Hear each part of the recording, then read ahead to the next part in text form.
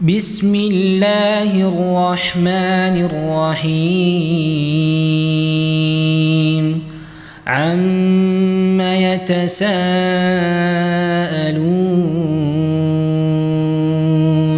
عن النبأ العظيم الذي هم فيه مختلفون كلا سيعلمون ثم كلا سيعلمون ألم نجعل الأرض مهادا والجبال أوتادا وخلقناكم أزواجا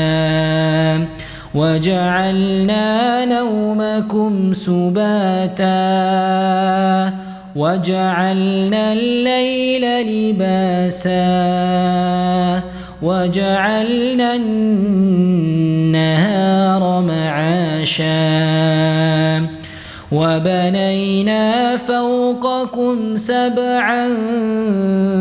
شدادا وجعلنا سراجا وهاجا وأنزلنا من المعصرات ماء ثجاجا لنخرج به حبا ونباتا وجنات ألفافا إن يوم الفصل كان ميقاتا يوم ينفخ في الصور فتأتون أفواجا وفتحت السماء فكانت أبوابا وسيرت الجبال فكانت سرابا إن جهنم كانت مرصادا للطاغين مآبا لابثين فيها أحقابا لا يذوقون فيها بردا ولا شرابا إلا حميما وغساقا جزاء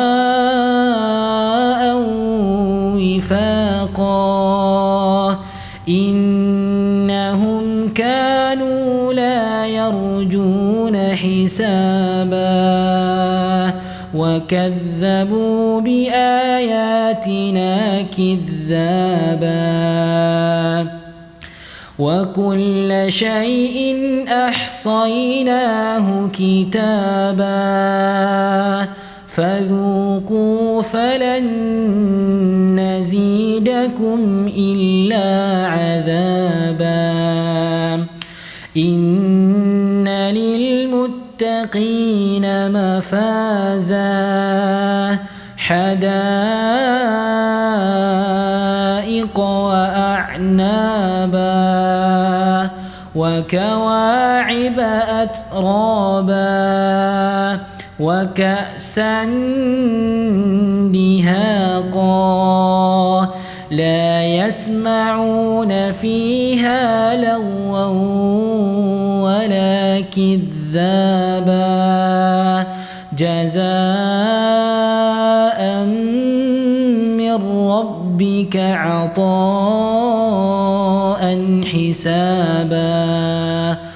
رب السماوات والأرض وما بينهما الرحمن لا يملكون منه خطابا يوم يقوم الروح والملائكة صفا لا يتكلمون إلا من أذن له الرحمن وقال صوابا ذلك اليوم الحق فمن شاء اتخذ إلى ربه مآبا إنا أنذرناكم عذابا قريبا يوم ينظر المرء ما قدمت يداه